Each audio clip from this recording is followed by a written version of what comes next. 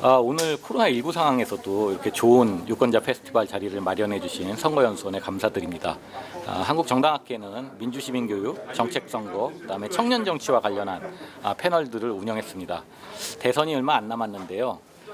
민주시민교육이처럼 활성화돼가지고 좋은 정책을 마련해서 미래 세대들이 꿈을 가질 수 있는 그런 정치가 될 수 있으면 좋겠습니다. 그런 토대를 선거연수원에서 많이 만들어 주시면 감사하겠습니다. 예, 안녕하십니까.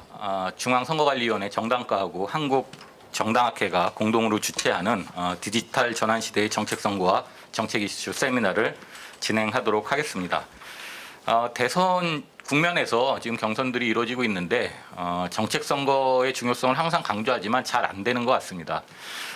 내년 대선에서도 정책 선거가 되기 바라는 마음에서 중앙선거관리위원회하고 한국정당학회가 선거 때마다 많은 노력을 하고 있는데 이번에도 그 일환으로 이 연구를 진행하고 그 결과를 발표하는 시간을 갖도록 하겠습니다.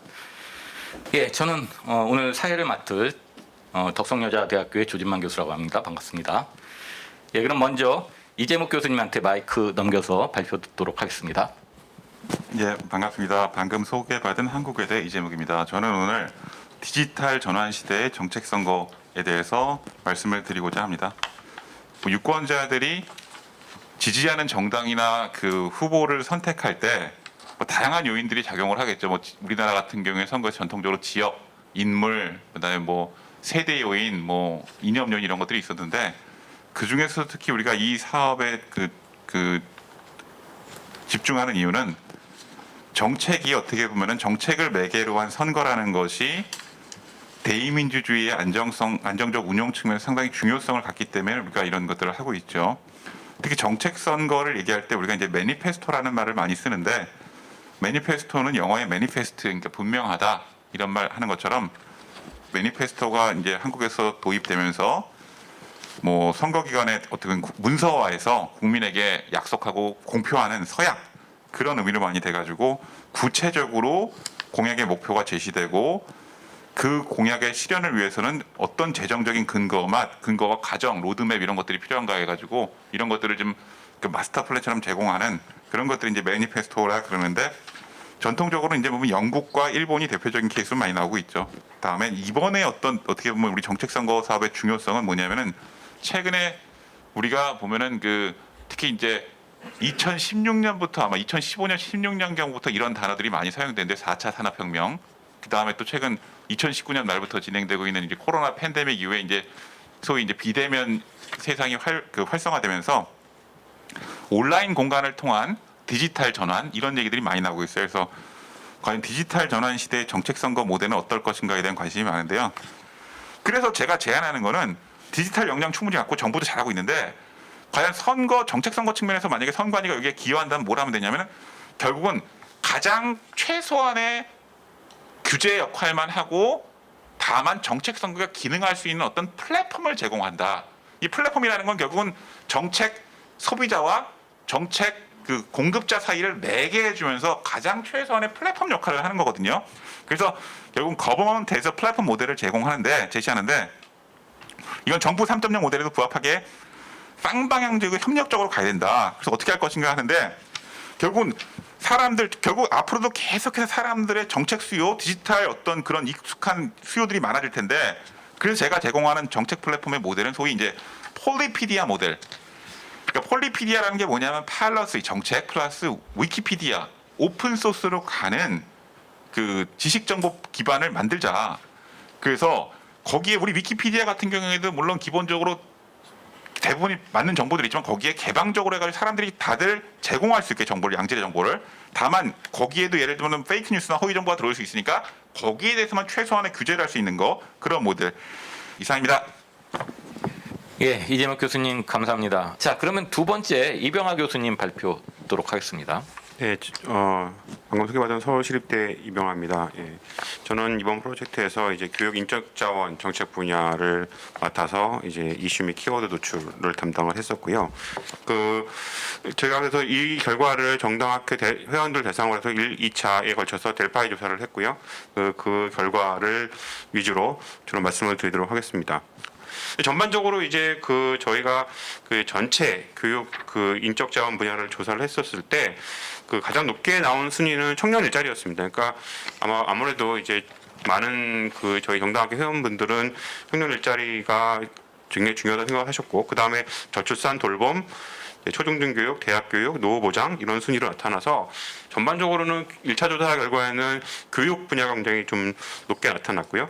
노동 이슈 영역에서는 이제 크게 그 청년 일자리, 그러니까 특정 그룹에 대한 고용 문제, 그러니까 청년 일자리, 여성 고용 부분, 노인 일자리, 그다음에 이제 그 노동자 안전망, 그다음에 노동 현안, 그러니까 이렇게 크게 구성을 했습니다. 청년 및 여성 정책 이슈 영역 굉장히 좀 많은 것을 포함하고 있는데요. 그래서 청년 관련해서는 복지, 주거 를 포함시켰고, 그다음에 그 젠더 갈등의 문제를 넣었고요. 그다음에 여성 안전, 건강, 저출산, 여성 대표성 문제 이런 것들을 통해서 총 7개 영역에 대해서 조사를 했습니다.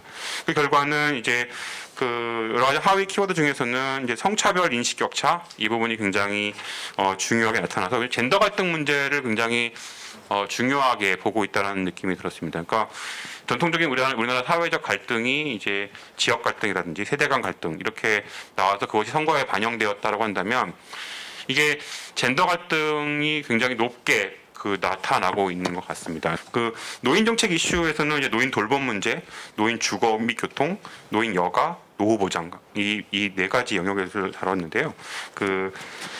그 우선순위를 보면은 이제 독거노인 주거 환경 개선이 그 제일 1순위 높게 나타났고요. 1차 조사에서는요. 그다음에 이제 지역사회 프로그램, 국민연금 강화, 맞춤형 공공주택 이렇게 나타났습니다. 근데 그 나중에 말씀을 드리겠습니다만 이 노인 문제, 노인 정책 같은 것을 보게 되면은 정당들이 계속 공약을 내놓고 있는데 그냥 반복되고 있다거나 좀 새로운 게 없는 것 같고요. 그리고 좀 기존의 정부에서 하고 있는 사업도 공약으로 제시하고 있는 경우도 있더라고요. 그러니까 이제 반영이 잘 안 되는 거죠.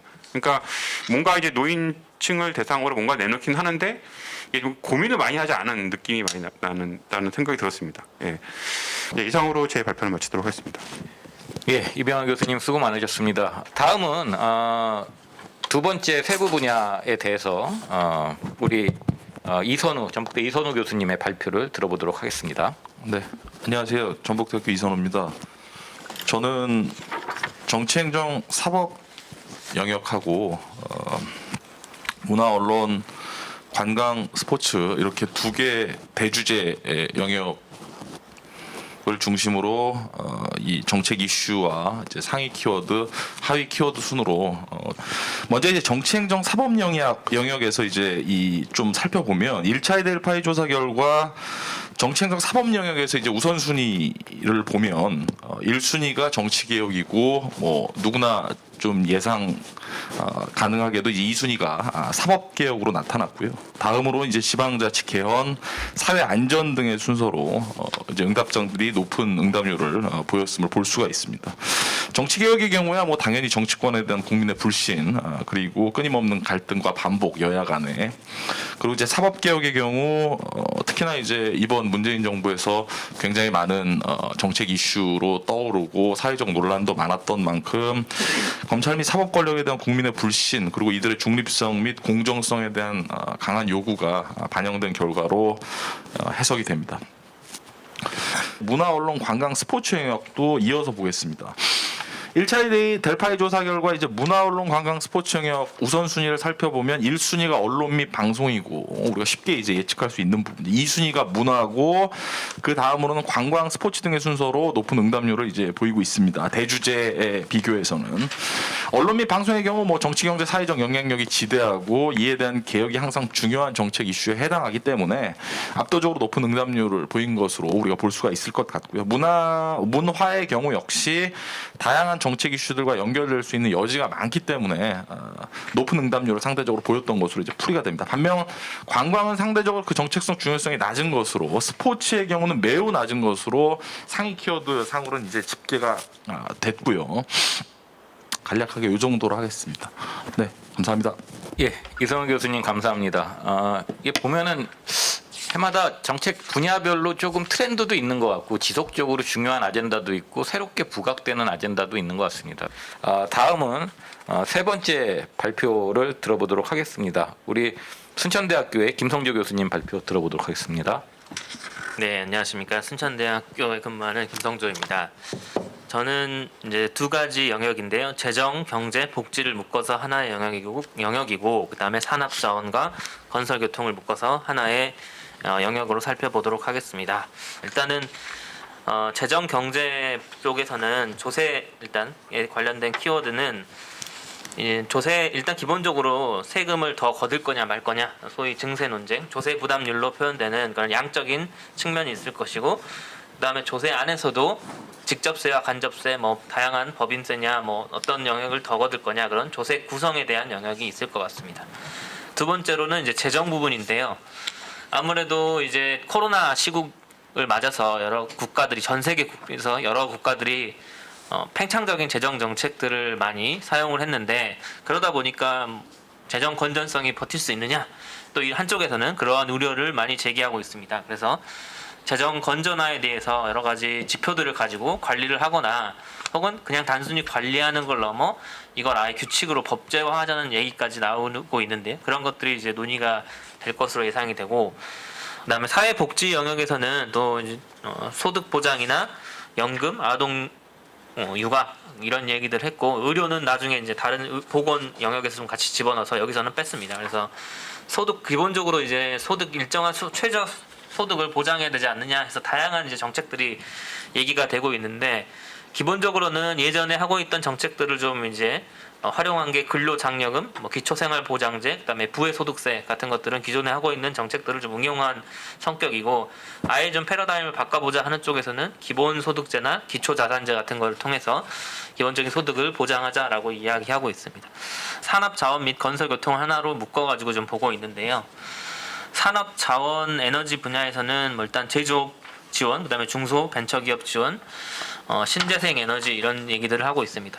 제조업 지원에서는 아무래도 이제 차세대 산업이라고 할 수 있는 여러 가지 뭐 4차 산업혁명 관련된 여러 가지 새로운 어떤 기술들을 개발하는 것을 지원해 주자 뭐 이런 이야기들도 있고 또한 요새 뭐 혁신 클러스터라고 해서 여러 가지 산업 간의 지리적인 집중을 통해서 거기서 시너지를 창출해서 혁신적인 아이디어가 막 돌아다니게 하자 이런 것들이 이제 혁신 클러스터의 아이디어인 그런 것들을 좀 제대로 해보자 잘 해보자 이런 얘기들이 나올 것 같고 그다음에 건설교통 부동산 같은 경우에 최근에 이제 부동산에 대한 사람들이 관심이 매우 높은데 주거 안정과 부동산 세제 쪽으로 정책적으로 좀 쪼개봤는데요.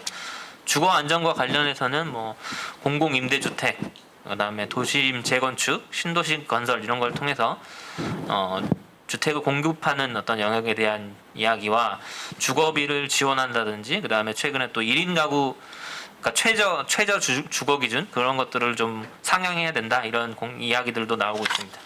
전반적으로 좀 정리를 해보면 제가 맡았던 영역에서 이제 좀 농업이라든지 교통 쪽은 아무래도 여러 후보들의 생각이 좀 비슷할 수 있는 부분이지만 재정, 경제, 복지 이런 그다음 주거, 부동산 쪽은 이번 특히 이제 후보들 간의 의견 차이가 많이 날 수 있는 영역이고 사회적인 그냥 자신의 위치나 어떤 상황에 따라서 자기의 직접적인 이해관계가 많이 갈리는 영역이기 때문에 특히 이 영역에서 이번 선거에서 많은 이제 후보들 간의 차이가 좀 발생할 것으로 이렇게 예측이 되고 있습니다.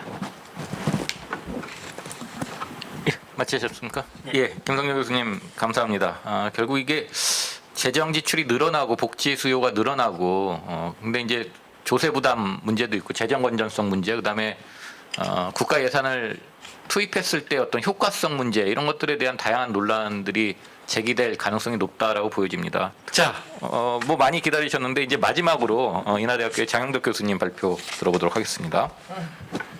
예, 안녕하세요. 인하대학교의 장영덕입니다. 예, 저는 우선 이 국방통일, 외교통상 그리고 과학기술과 정보통신, 보건의료, 환경이라고 하는 세 가지 정책 영역에 대해서 키워드를 도출하고 델파이 조사를 분석했습니다. 먼저 국방통일, 외교통상에 관한 이 델파이 조사 결과를 보게 되면요, 가장 중요한 거는 외교 안보 그리고 그 다음으로 통일 및 남북 관계에 대해서 중요도가 높다고 나왔습니다. 이것은 사실 한반도가 처해 있는 이 안보 환경 때문에 그런 것이라고 판단이 되는데요. 그리고 또한 2018년도에 있었던 남북 정상회담이나 뭐 북미 정상회담 등 그런 남북 화해 분위기 이러한 것들이 영향을 미쳤기 때문에 앞으로 한반도에 대한 안보 환경의 어떤 그 미래성 그리고 그것에 대한 어떤 기대 이런 것들이 반영이 되었고, 그리고 안보 환경이 어떻게 진행될 것인가 이러한 것들이 아마 반영이 되었을 것으로 분석이 되고 있습니다.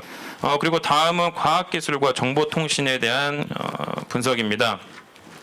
우선 과학기술과 정보통신 같은 경우에는 과학기술과 정보통신 정책 이슈가 높게 나왔고요. 그리고 새로 추구한 연구 환경은 비교적 낮은 결과를 보였습니다. 그리고 상위 키워드를 보게 되면 과학기술 같은 경우에는 4차 산업혁명 그리고 기초 기반 연구 그리고 소프트웨어와 인공지능이 높은 상위 키워드로 집계가 되었고요. 그리고 정보통신 같은 경우에는 정보보호, 디지털 경제 등이 높은 순위를 나타냈습니다. 그래서 구체적으로 하위 키워드를 보게 되면 우선 과학기술에서는 가장 높은 응답률을 보인 것은 인공지능과 그리고 빅데이터입니다. 앞서도 말씀하셨던 것처럼 이제 4차 산업혁명이 가장 중요한 어떤 이슈로 대두할 것 같은데요. 그 4차 산업혁명 가운데서도 핵심 기술이라고 할 수 있는 AI라든가 빅데이터 관련 응답률이 높게 나타났습니다. 한국 같은 경우에는 비교적 AI라든가 빅데이터에 진입했던 시기가 미국이나 중국보다는 조금 늦은 감이 있어서 아마 이러한 영역에 대한 좀 더 구체적인 정책이라든가 아마 노력이 필요할 것 같고요. 그리고 마지막으로 보건, 의료 그리고 환경 정책 영역에 대한 분석입니다. 구체적으로 상위 키워드와 하위 키워드의 순위를 보게 되면 공중보건 영역에서 코로나19의 상위 키워드를 보게 되면 그 하위 키워드로 백신 접종과 방역 그리고 K 방역이 좀 비교적 높게 나왔고, 질병관리 차원에서는 감염병 예방과 국가검진 사업이 비교적 높은 키워드로 중요도로 집계가 되었습니다. 그리고 환경에서는 중요한 하위 키워드로 지구온난화 그리고 미세 플라스틱 그리고 신재생 에너지, 미세먼지 등이 주요 키워드로 집계가 되었습니다. 그리고 사실 그 종합을 하자면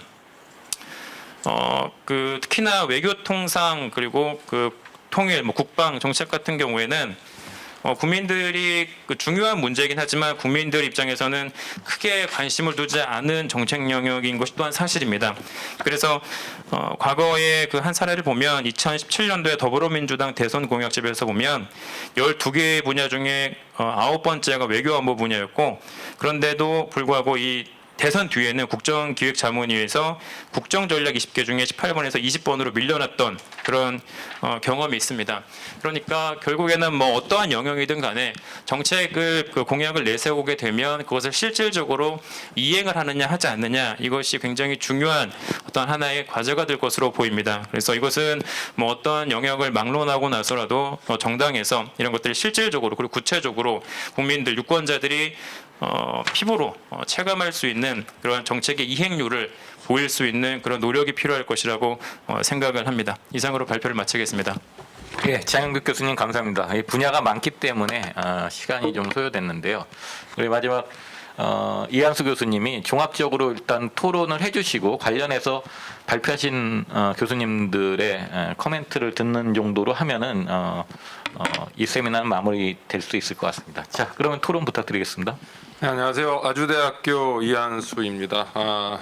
제가 생각하기엔 이렇게 해서 이게 앞으로 우리가 그 이재목 교수님이 말씀하신 뭐 플랫폼을 만들어서 거기에서 이 정보를 사용을 해서 관련된 정보들을 공유하고 발전시키면 정책 선거에 도움이 되지 않을까라는 생각을 해봤고요. 또 이 아젠다 세팅에서 보면 중요한 게 이제 대중의 의견이 중요할 것 같아요.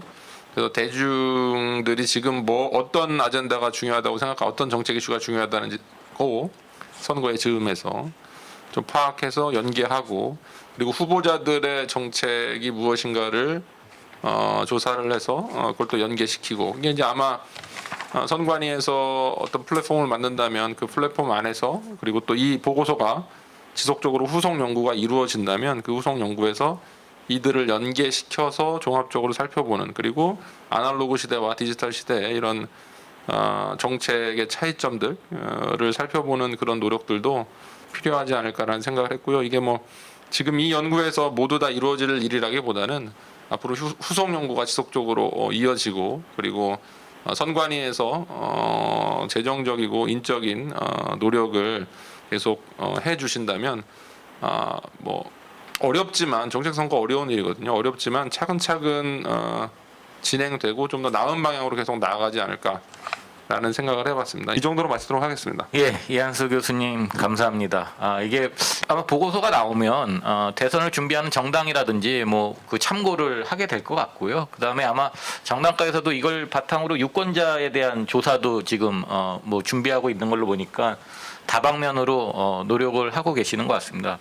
큰 틀에서 뭐 우리 연구하셨던 교수님들이 책임자가 대표로 이재목 교수님이 총괄을 하면서 어떻게 좀 느꼈던 바를 얘기해 주시면 좋을 것 같습니다. 예. 예, 이 디지털 전환 시대 정책 선거 모델 같은 경우에는 제가 보기엔 선관위가 준비를 잘 하고 있는데 이게 보면 약간 영어로는 피스밀 해가지고 이렇게 좀 여기저기 좀 분산돼 있는 것 같아요. 보면은 그러다 보니까 그런 것들을 잘 종합해가지고 디지털 시대의 특성에 맞게 잘 이렇게 좀 체계화하고 조직화하면은 보다 좋은 성과가 될 것 같고 또 좋은 이 아이템과 인프라를 갖고 계시니까 또 널리 알려가지고 좋은 거를 여러 사용자들이 간편하게 사용할 수 있게 또 홍보도 잘하면 좋을 것 같습니다. 이상 마치겠습니다.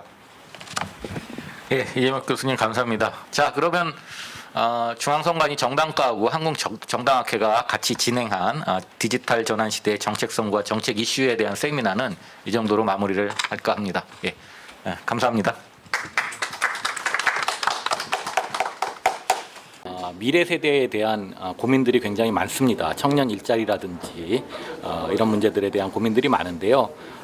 화이팅 하시고 기성세대들도 이런 부분들에 대해서 정치권이 특히 앞장서서 고민하고 청년들의 고민을 덜어줄 수 있는 좋은 정책들을 마련했으면 좋겠습니다.